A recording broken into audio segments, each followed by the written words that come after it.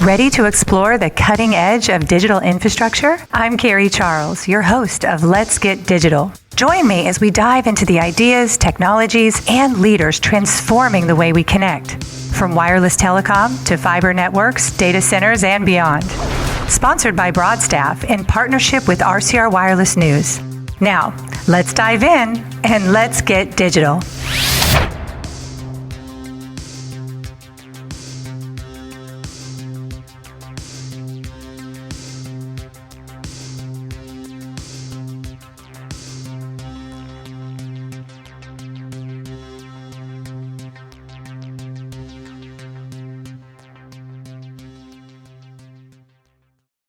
Welcome to Let's Get Digital. I'm Carrie Charles, your host, and I am happy that you are here with me today.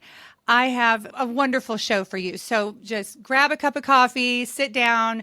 You are going to love this. Today, lucky enough to have with me Andrés Irlando. He is the president and COO of the Zayo Group. Andrés, thank you for joining me today. Thank you, Carrie. Thank you for having me, and thank you for inviting Zayo.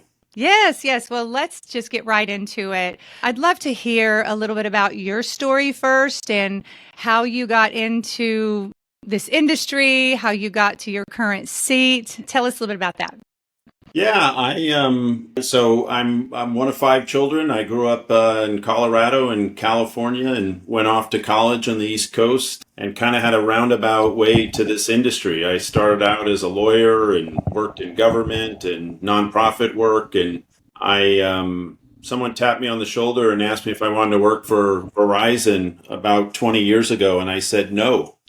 And they said, why? And I said, I don't want to work for the telephone company. And they said, no, we're doing fiber. We're doing fiber to the home. At the time, we were doing Fios, and it's exciting. It's technology. And I thought I would join for a year. And 15 years later, 8 jobs later, I was still at Verizon until I came to Zayo 4 years ago because I wanted to get into a more entrepreneurial environment. I wanted to get into a private equity-backed environment. I could see the tailwinds in this industry, and I really loved the company, the asset, the people, the owners, and I jumped at the opportunity to join Zayo. Well, Zayo has had some big news recently with the acquisition of Crown Castle's fiber business. So, I know Zayo has acquired a lot of companies over the years, but this is a huge deal for the industry and for Zayo. Walk us through the business rationale of why this acquisition makes sense for Zayo and why now. Yeah, so as you know really well, Carrie, so Zayo today is the amalgamation of 50 companies. Crown's fiber assets will be number 51. So going all the way back to the beginning in 2007, Dan Caruso and the others who were here at the beginning had a vision for acquiring and consolidating different fiber assets into what is Zayo today. So we have a long history of M&A and acquisition and rolling up different parts of the industry. But even with that background, the coming together of Crown's fiber assets and Zayo today is bigger and more significant probably than any acquisition we've done to date. It does a few things. It strengthens our ability to offer mission critical connectivity solutions, because it allows us to take our very strong backhaul network and our strong presence in certain metro markets and expand our footprint pretty dramatically into new metro markets like Los Angeles, parts of Chicago that we're not in, Miami. It strengthens our position in New York and in the tri-state. So if you think about Zayo as a combination of a long-haul network and metro networks and a hub and spoke that surrounds all of this. This takes us into a lot more places across the country and ultimately gives us a stronger footprint in what we're already doing in terms of meeting the surge in demand that we see for bandwidth, for low latency fiber, for support of the AI demand that we see and the reindustrialization of North America that we see that heavily relies on fiber. So it's a great time to double down on our strategy of being the de facto builder and operator of fiber optic networks for enterprise customers. What does this mean for the industry as a whole? I think it's truly a game changer for the industry, because what the industry has to demonstrate is that we can meet the demand that exists today, particularly in our country, but this is true across the globe, around the AI surge that we're seeing. There's an AI arms race going on, if you will. And obviously, China is a major player in that with some of the announcements that they've made recently. The US has been a leader. We intend to be a leader. And by bringing our two companies together, we can continue to unlock opportunities in the new and the growing AI corridors that connect all these metros, as well as create a resilient digital infrastructure that's going to be required to win the AI race and achieve the economic and technological leadership that will come with that. So how does this acquisition align with Zayo's broader vision for enabling next generation connectivity, and speak mostly to those high demand sectors such as AI, like you just did, but a little bit deeper, AI, cloud, and also enterprise networking?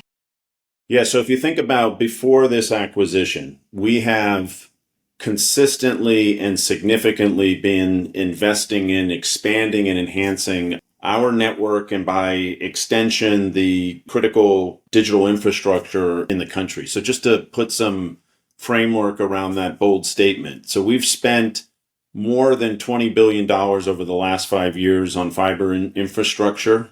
We're the only scaled and national fiber company that has been building new long-haul routes or AI corridors over the last 5 years since we went private. There's lots of smaller players that have been doing that regionally, and there's lots of players that have been overpulling existing networks. But in terms of building new networks that are required to meet the demands of the data center companies, the hyperscalers, enterprises, carriers, you name it, who are fueling this AI demand and next-gen technology, Zayo has been at the very center of that, and we've been spending significant dollars investing to be in a position to expand that AI ecosystem. So by acquiring Crown, what that does is that allows us to accelerate that vision, because it provides enterprises with improved access to, and customers with improved access to those networks, and allows us to connect from the cloud to AI to the edge in a very seamless way, and now on a significantly greater geographic and metro basis. So you talked a little bit about how this is going to affect your footprint, but what does the network look like with the addition of these assets, from a macro level, and what does that mean for the types of customers you're able to reach and serve? Yeah, may I take your questions backwards? So it doesn't change our ability to serve the customers that we serve today primarily. So our customers today are the carriers. They're what we call the digital infrastructure providers. That's the hyperscalers. That's the data center companies. That's these large consumers of bandwidth that are building their own network. And then it's various slices of enterprise, large enterprise, public sector, medium enterprise, small enterprise. And historically, Zayo has not been as focused on the small and medium portion of enterprise. We do have customers there, particularly through acquisitions like Allstream. Zayo, or I should say Crown, and some of the legacy companies that Crown bought, including Light Tower, were very, very successful in serving that mid-market enterprise space. So in terms of new customers, the strategy here is we leverage the greater footprint and greater metro presence to offer more network and more services to our existing carrier digital infrastructure and large enterprise customers. And then we expand more aggressively, but also kind of going back to the roots of companies like Light Tower more effectively, I would say, into the mid-market space. And so what that looks like in terms of a footprint, if you think about Zayo today, we're almost 17 million fiber miles. We're almost 140,000 route miles. We've got about 28,000 on-net locations, think buildings that house enterprises. And we're in, 1,500 data centers. And so as you think about all these new metros and they're all highly complementary. There's little to no overlap between our fiber assets and Crown's assets. You have this extension that looks like another 90,000 route miles, and combined with Crown, some 70,000 on-net locations where, again, our enterprise customers will be able to offer faster, more reliable, and more competitively priced services because we'll be on net in a lot more locations and with a lot more network. You mentioned earlier that we are seeing unprecedented demand for fiber infrastructure, and it doesn't look like it's going to slow down anytime soon. So from your perspective, how does this deal position Zayo to meet those evolving needs of enterprises and hyperscalers as the years go by, right? Let's say over the next decade and beyond.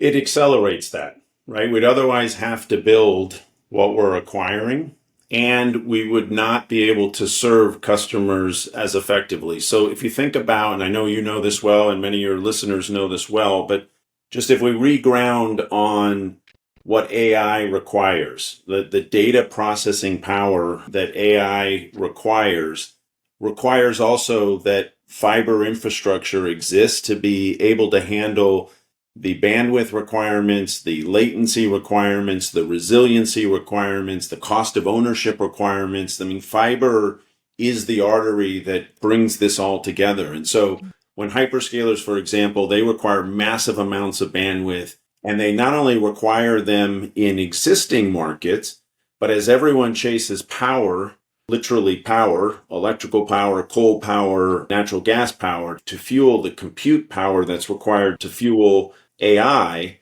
you'll see data centers moving to different markets all over the country and in search of that power where there may or may not be sufficient fiber to bring the data back to central locations. So this acquisition really accelerates our ability to meet all of the various demands of AI and of the nation as we continue to position the U.S. as the leader globally in the AI revolution. Okay, I'm getting inspired now. This is exciting. So let's It keep is. going. This is the best industry to be in these days. I mean, it really is. Come on. This is so good. So good. So let's talk about bridging the digital divide.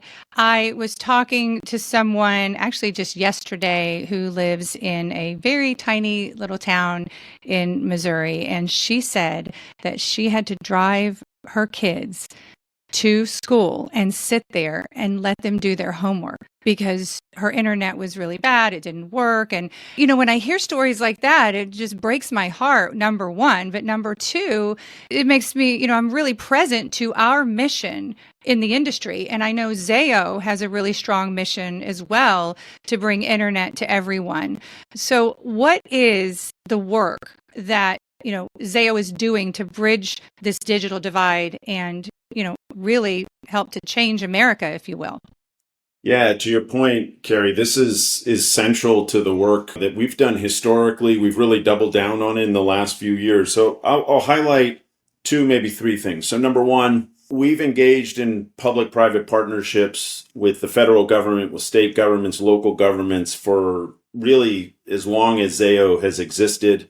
We've done that through Legacy Zayo, as well as we've acquired companies like Education Networks of America that together with us make us the largest independent provider of federally funded E-rate services for schools, for libraries. And we've been doing that. We've helped local jurisdictions unlock about $1.5 billion in funding through partnerships in building networks and offering services to them. So we've been in the E-rate business for a long time. As I said, at this point, over 20%, the last time I checked, it was 22% of all school districts in the country buy services from Zayo. Secondly, I would highlight that when you think about the infrastructure dollars, federal dollars that first were approved during the COVID crisis and then extended into the infrastructure bill, there were lots of programs, the acronyms people know, like the NTIA Middle Mile Program or BEAD, which is going through some evolution until it's fully funded. But these are all public-private partnerships intended to help the financial case for building fiber and building technology out to unserved and underserved communities. And Zayo has been very, very successful in partnering with federal and state entities on those dollars. In the last 3 years alone, we've received over $300 million in grants tied to building network that are going to serve to close the digital divide, but also are going to, because we're doing it through fiber, are going to help promote economic development in those same communities, very often those same communities that don't have reliable access to the internet, which every consumer needs today to do things like homework and to shop and everything else. Those are the communities also that very often don't have the manufacturing base anymore or the industrial base anymore. And fiber in those communities not just allows you to connect every home, it also allows you to put data centers. It allows you to put smart manufacturing and other technologies that promote economic development. And then the third thing I would say is we're participating in the closing of the digital divide indirectly because what is happening, and I mentioned this earlier, is the long pole in the tent for AI, for the explosion in data that you see, isn't fiber. It isn't data centers. It isn't any other parts of the ecosystem. It's power. We're becoming power constrained in the existing markets. And so what you see happening is you see data center companies, you see hyperscalers moving now into non-NFL markets in search of readily available power. And when they do that, one of the byproducts of that is we and others build fiber to facilitate those data centers, but you also now take fiber out into communities that didn't have it before or relied on other technologies that weren't as advanced or weren't as powerful as fiber. So in all three of those ways, we've been laser focused on, it's a classic win-win, probably win and win, where we can do really well for society, for the world, and also do very well for our company, our customers, and our shareholders. And it sounds like that there'll be many more jobs in our industry as well, which is exciting to hear for the future. And we need to get the word out about how great our industry is, just like you said. And then you have to help us all with staffing related to it, Carrie. So it's talk about win-win. We're ready. Let's go. Let's go. Let's grow this. I've been hearing a lot about AI compute hubs. Can you talk a little bit about, what does that mean? What's behind all the activity and also the implication for Zayo's business? Yeah. So if you think about AI, so what is AI? At its core, and I'm sure more technically inclined people will, they'll watch your podcast and then they'll send me nasty notes about how I don't know what I'm talking about. But in its essence, AI is about the fast computation of data in ways that power is so fast and so much data that it powers applications that previously we could never imagine. So simple example, when you type in a query to GP chat, to you as the user, it feels like it's very simple and it's very narrow. But in order for that to be a powerful tool and to truly go out into the data world and collect everything on that topic and synthesize it all very quickly, massive amounts of data have to be computed in a very, very fast time period. So the way you do that infrastructurally is not terribly sexy. It's not nearly as sexy as the actual application, but it's incredibly important. And for those of us in the industry, we think it's sexy. But you need lots and lots and lots of places where data is both stored and it is computed and where it is trained. Because the other thing is you first have to train that data to do what you're asking it to do, and then you have to make the training model. So as you know very well, and many of your viewers will, so in AI there is training, which is where you take the data and you train it in the algorithms, you train it to do what you're trying to get it to do quickly and on its own, and to continue to learn through machine learning. And then there's inference, which is then the utilization of that training model. Well, you do that through lots and lots of places where data gets trained, gets crunched, and those are in data centers. And so these data center, these AI compute hubs, as you call them, are simply data centers that are popping up in existing areas as well as in new areas to facilitate A, first that training, and then B, secondly, that inference or that utilization of that training. And why that is so important and why first power is so important is because this computation, in addition to requiring, state-of-the-art chips that can do that kind of computation, it needs lots and lots of power to power the computation itself. But the other thing it then needs is it needs fiber for the transmission of the data. The data is into the model, the outputs of the model back to the end user. And as the largest independent builder and provider of fiber optic networks in the B2B context in the United States, in North America, this is really good for Zayo specifically because we provide that fiber connectivity, which then allows for those huge amounts of bandwidth and the transmission of that data from metro areas like the Bay Area all the way to other metro areas like Miami and everywhere in between. And that's what our networks do. You did a really good job explaining that. And it was I'm clear not to sure it's me. right, but I believe it. I'm not sure it's right, but I believe it. I saw the vision. I saw it. Let's talk about the edge. And we're hearing more and more about the edge and bringing compute closer to the customer and to, that end consumer. So how does fiber facilitate this and also Zayo's role? Yeah, the edge is one of those concepts that depending on who you listen to, you can get completely different answers about what is the edge. So I try not to geek out on the exact definition of the edge. The way I think about the edge, and let's just use your smartphone. Your smartphone is the edge.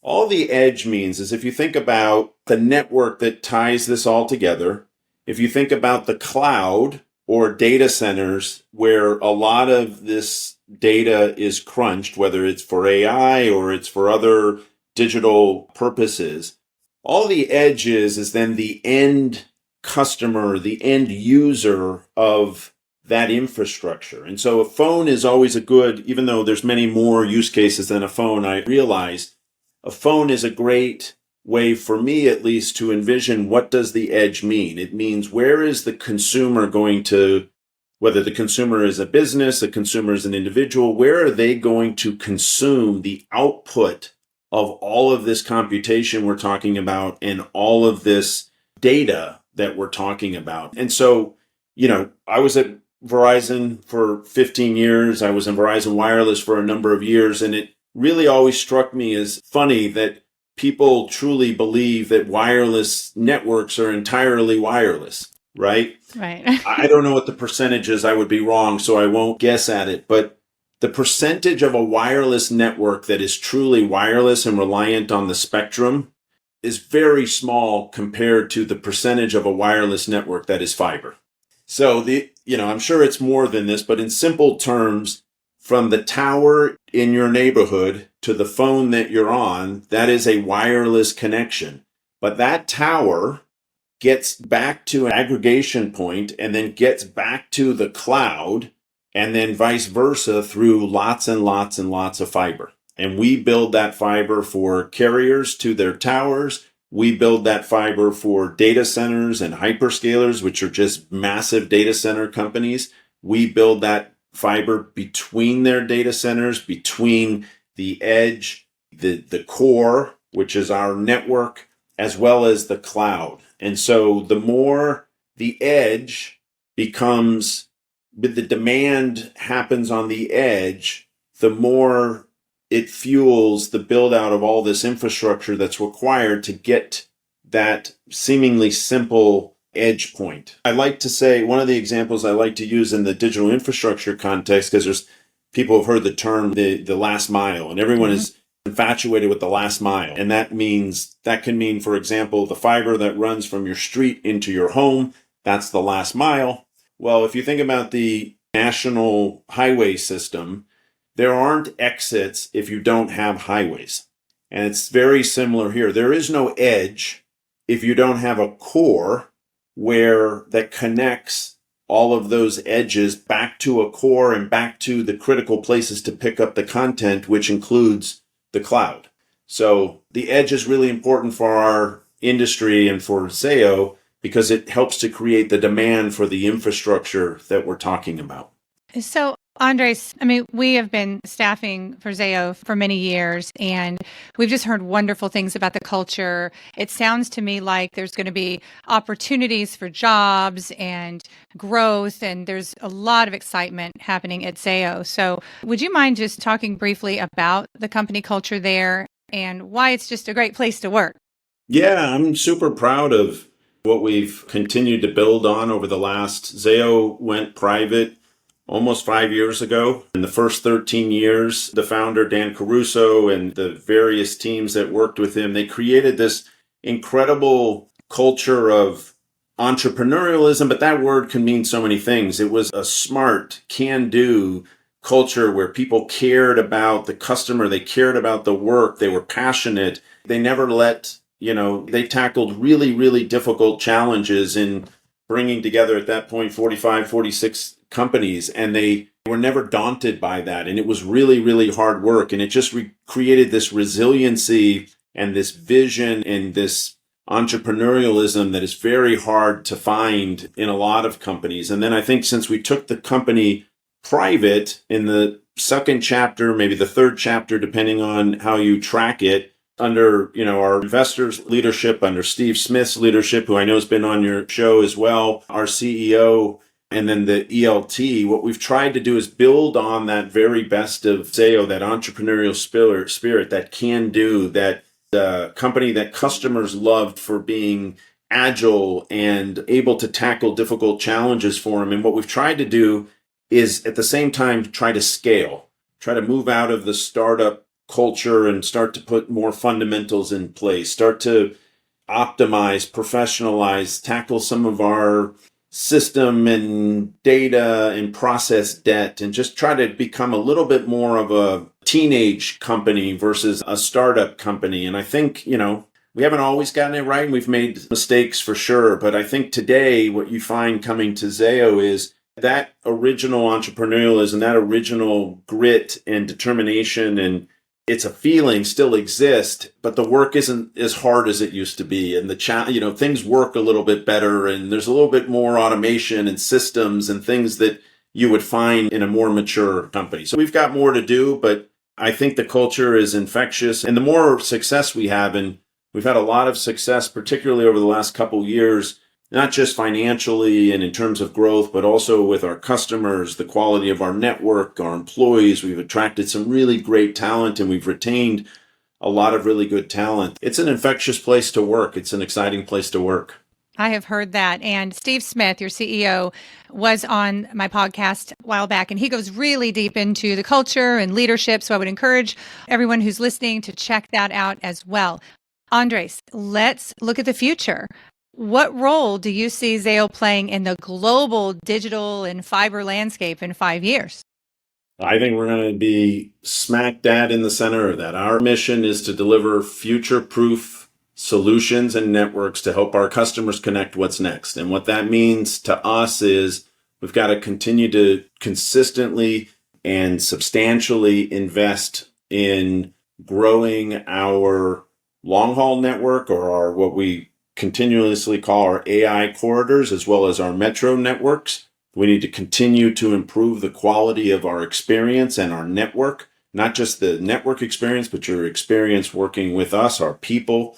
We've got to continue to professionalize and optimize our organization, which we are as we continue to mature. And as we do that, I think between the track record of the company and the external forces and tailwinds around, yes, AI, but even reindustrialization of North America, the continued digitalization that's happening across enterprises, the continued cloudification. There's still a lot of companies who have not completed their journey to the cloud. All of those forces, 5G, what you see happening in and around our ecosystem, coupled with what we're trying to do to continue to position Zayo as the leader in the space, we're convinced those two forces put us at the center of the digital infrastructure ecosystem for many, many years to come. It is a great time to be in our industry, right? Absolutely. Absolutely. Andres, how can we reach Zayo? Zayo.com. It's easy. The founders picked a name that always put us at the end with a Z, but was easy to remember because it was so different. So Zayo.com, I encourage you to visit, see what we're up to. We're doing some great work on behalf of our customers and on behalf of the country. Andres, thank you so much. This has been a pleasure. I always enjoy talking to you. Thank you. Thank you for having me. It's been a pleasure. Take care. Thanks for tuning in to Let's Get Digital. This podcast is powered by Broadstaff, a national staffing firm specializing in digital infrastructure talent. Don't forget to subscribe, leave a review, and join me next time as we explore more stories at the intersection of technology, talent, and transformation. Until then, let's get digital.